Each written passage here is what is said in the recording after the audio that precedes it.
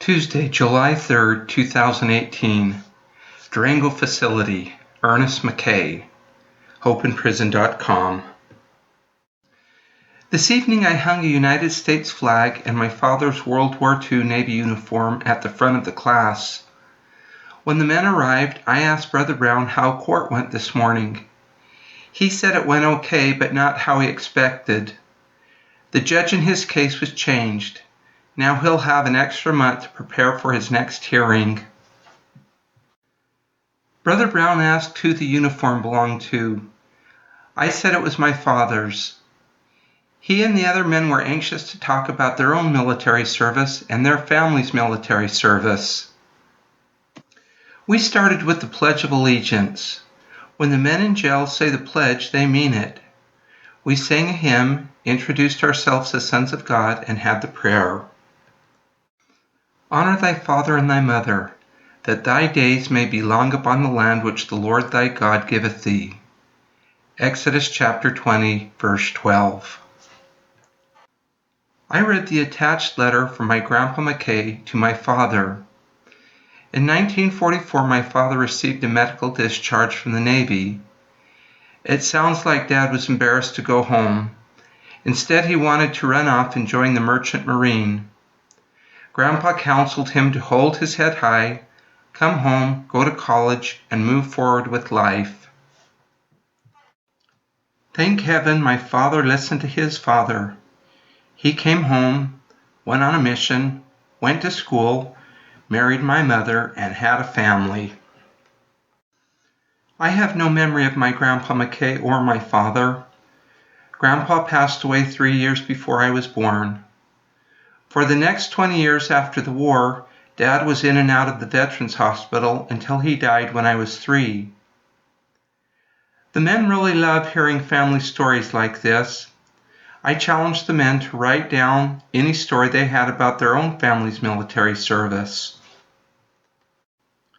After the prayer, Brother Jackson said he was going to court this week.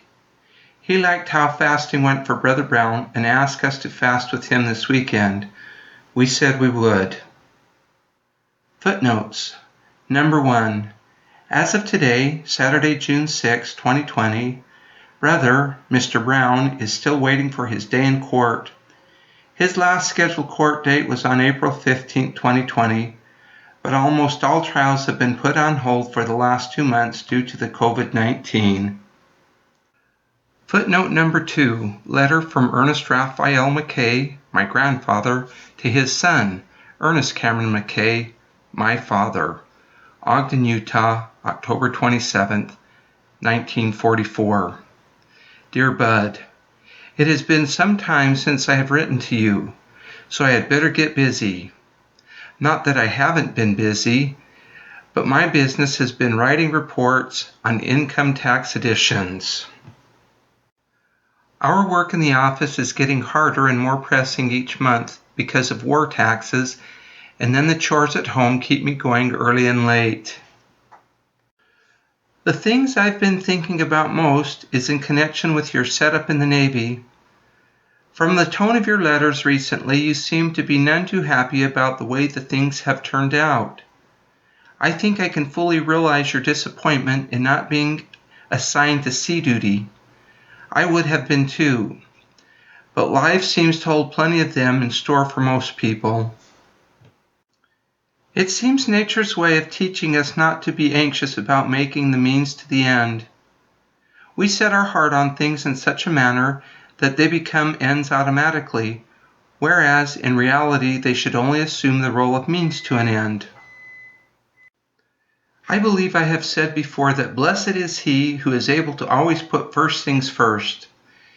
In your meditations, try to remember that. In 1 or 2 things you have mentioned, I believe your conclusions are not well founded.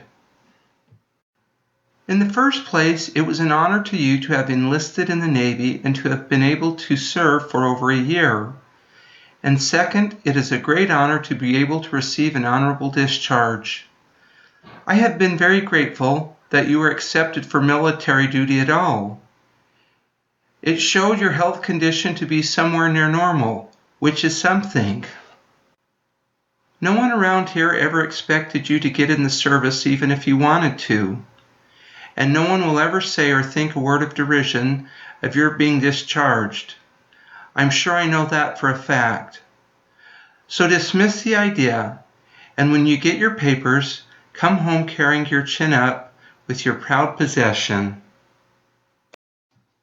Everyone will be glad to see and welcome you back. As Keith R. writes home, there is no glory in war, only one's willingness to sacrifice for the glory of peace. This you have done 100%.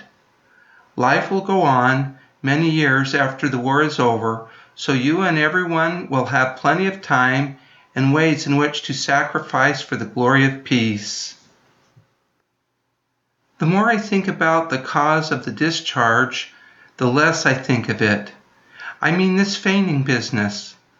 I can easily see why the Navy says no to further duty, but I can't see anything very serious against a life full of action and happiness.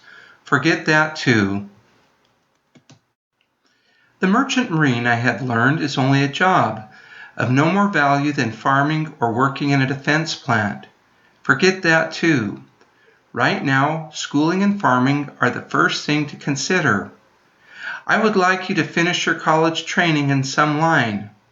College training is necessary in these days for a livestock man as well as other lines. I am giving John the same advice, and I'm sure your plans and his and Janice's can all be worked out okay.